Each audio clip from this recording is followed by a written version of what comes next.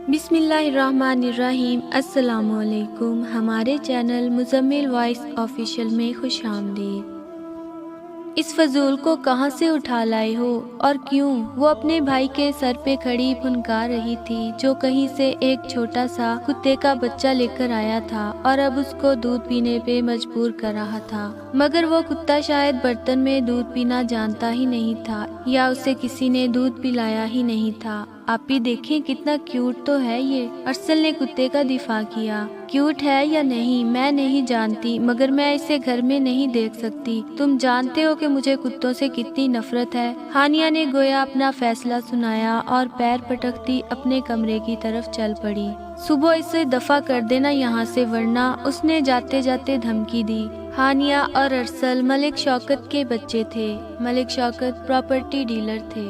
رات کھانے پہ ہانیہ نے پھر وہی بات دہرائی تو اس کے ماں باپ نے کسی نہ کسی طرح اسے رام کر ہی لیا۔ شوکت صاحب کو اپنے بیٹے کی خواہش بھی عزیز تھی، سو ارسل کو ماں باپ کی طرف سے اس شرط پہ اجازت نامہ ملا کہ آنے والے مہمان کی وجہ سے ارسل کی پڑھائی متاثر نہیں ہوگی، اور اگر اس نے گھر میں ذرا سا بھی گند پھیلایا تو میں اسے اسی وقت اٹھا کر باہر پھینک دوں گی۔ ہانیہ ابھی بھی اسے رکھنے کے حق میں نہیں تھی، سو جتانا ضروری سمجھا۔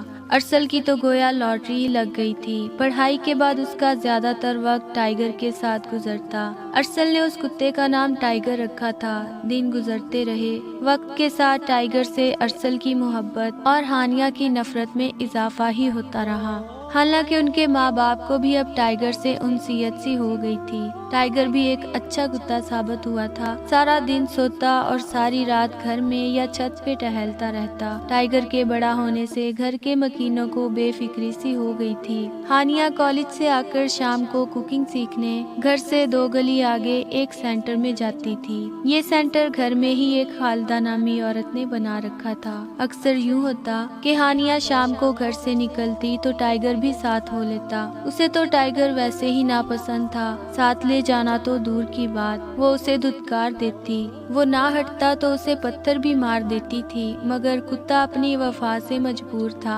مالکن کو اکیلی جاتے نہیں دیکھ سکتا تھا تو کبھی واپس ہو جاتا یا کچھ فاصلے سے پیچھے پیچھے سینٹر تک چلا جاتا۔ رات 7 بجے تک کلاس ہوتی تھی۔ واپسی پہ بھی اکثر ہانیہ سینٹر سے نکلتی تو ٹائیگر باہر بیٹھا ہوتا تھا جو اس کے پیچھے پیچھے گھر تک آتا۔ ہانیہ چڑ جاتی تھی اور گھر آ کر سب سے پہلے ارسل پہ غصہ کرتی کہ اسے باندھ کر رکھا کرو یا دفع کرو اسے یہاں سے، میرے پیچھے پیچھے رہتا ہے، گلی میں لوگ دیکھتے ہیں، مجھے شرم آتی ہے کہ کتے کے ساتھ آتی ہے یہ۔ ہانیہ نے اپنی امی کو کہا تھا، بیٹا یہ تو وفادار جانور ہوتا ہے، شاید تمہاری حفاظت کے خیال سے ساتھ چلا جاتا ہو۔ امی نے بھی کتے کا دفاع کیا تو ہانیہ چڑ گئی، یہ کیا خاک حفاظت کرے گا میری، الٹا شرمندگی ہوتی ہے مجھے اس کے ساتھ سے۔ ہانیہ اپنی نفرت کا اظہار کیے بنا نہیں رہ سکی۔ امی آپ کو پتا پرسوں جب میں سینٹر سے آ رہی تھی تو یہ کتا میرے ساتھ تھا، تو 2 لڑکے بائک پہ جاتے جاتے کہہ گئے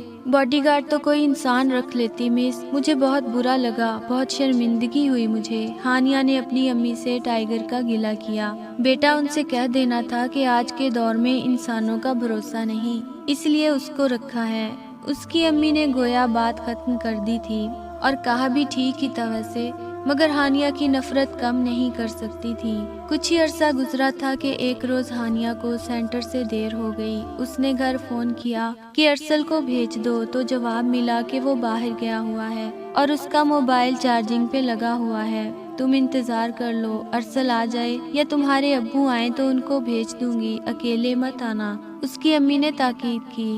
اس نے اوکے کہہ کر فون کاٹ دیا۔ اس نے سوچا گھر کون سا دور ہے، خود ہی چلی جاتی ہوں۔ یہ سوچ کر اس نے اجازت لی تو آنٹی کہنے لگی، بیٹا میں چھوڑ آتی ہوں، آنٹی کو کیا تکلیف دینی، اس نے سوچا، اور ان کے اصرار کے باوجود سینٹر سے نکل آئی۔ وہ جیسے ہی باہر نکلی، ٹائیگر جانے کہاں سے نکل کر اس کے پیچھے پیچھے چلنے لگا۔ ہانیہ کو اس بات کا علم نہ ہوا کہ ٹائیگر اس کے پیچھے ہے، ورنہ شاید آج اس کی نفرت میں کچھ کمی ہو جاتی۔ اس نے ایک گلی پار کی، اسے کچھ ڈر بھی محسوس ہو رہا تھا۔ گلی میں بھی کوئی نہیں تھا، بس ایک بائک والا گزرا تھا اور پھر خاموشی، بس दूसरी गली के शुरू में एक घर खाली पड़ा जो कुछ दिन पहले ही खाली हुआ था और अभी तक कोई किराएदार भी नहीं आया था। वो जैसे ही उस घर के पास पहुंची, पीछे से किसी ने उसके मुंह पे हाथ रखकर दूसरे हाथ से उसे दबोच लिया। उसने चीख मारी जो उसके मुंह में ही घुट कर रह गई। पकड़ने वाला उसे इसी खाली घर में ले जाना चाह रहा था और हानिया जान तोड़ कोशिश कर रही थी कि उससे छूट जाऊं या कम से कम कोई आवाज ही निकाल सकूं, मगर पकड़ने वाला शायद अनाड़ी नहीं था। ऐन इसी लम्हे टाइगर ने छलांग लगाई और उस आदमी की कमर में पंजे मारे। वो तकलीफ से कराह कर पलटा। हानिया के लिए ये मोहलत ही काफी थी। वो रोते चिल्लाते दौड़ पड़ी।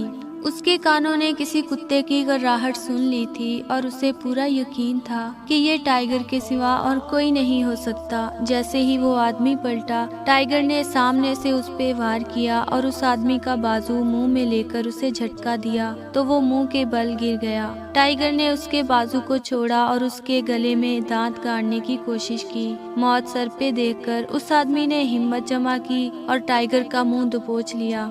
टाइगर की कोशिश थी कि उसको जान से मार दूं और आदमी चाहता था कि उस कुत्ते से किसी तरह जान छूट जाए। हानिया की चीखों पुकार से गली के घरों में लाइटें जलना शुरू हो गई थी। 2-4 आदमियों ने हिम्मत करके दरवाजों से झांका भी, मगर बाहर कोई नहीं आया। उस आदमी ने टाइगर को टांग रसीद की जिससे टाइगर दूर जा गिरा। इससे पहले कि टाइगर उठकर उस तक पहुंचता, उसने पिस्तौल निकाला और गोली चला दी। टाइगर इसी की तरफ झपट रहा था। गोली उसकी गर्दन में पेवस्त हो गई और टाइगर वहीं गिर गया। उस आदमी ने उठकर दौड़ लगा दी, अंधेरे में गायब हो गया। हानिया घर पहुंच चुकी थी। अपनी अम्मी के गले लगकर वो फूट फूट कर रोई। अपनी अम्मी के इस्तफसार पर उसने सारी बात बता दी। उसका अब्बू और अरसल भी आ चुके थे। कुत्ते के जिक्र पर अरसल बेचैन हो गया, उठकर बाहर जाने लगा तो उसका अब्बू भी साथ हो लिया। हमसाए में से 2 आदमी साथ लिए और हानिया की बताई जगह पर पहुंच गए। टाइगर बेसुध पड़ा था और उसके पास खून था जो टाइगर का ही था। अरसल के दिल पे चोट लगी। वो तड़प कर आगे गया और अपने कुत्ते को हिलाया, मगर वो नमक हलाल जिनका खाता रहा उन पर अपनी जान लुटाकर अपनी वफा साबित कर चुका था। टाइगर मर चुका था। अरसल फूट फूट कर रो दिया। उसके लिए तो टाइगर गोया बच्चों जैसा था। उसने छोटा सा तो पाला था उसे। उसके अब्बू भी अफसुर्दा हो गए। कुत्ते का गम उनको भी था। अरसल कुत्ते को उठाकर घर ले आया। हानिया ने जब टाइगर को मरा हुआ देखा तो दिल पे चोट लगी। नफरत करने का पछतावा अलग था। बहुत रोई। जिंदगी में शायद कभी ना रोई हो इतना। तीसरे दिन वो आदमी पकड़ा गया। इसी शहर की एक कॉलोनी से था। उसके बयान के मुताबिक वो बहुत दिन से हानिया के पीछे मौके की तलाश में था और उस दिन वो लेट हो गई तो उसे मौका मिल गया, मगर एक हैवान की वफा से वो मात खा गया। हानिया को हमेशा इस बात का अफसोस रहा कि उसने एक काबिले मोहब्बत से नफरत क्यों की थी। हानिया ने अपने अब्बू से एक कुत्ते का बच्चा मंगवाया था जिसका नाम उसने टाइगर रखा, मगर ना वक्त पलट कर आता है और ना जाने वाले। कदर मोहब्बत वही होती है जो किसी की जिंदगी में की जाए, ना कि मरने के बाद।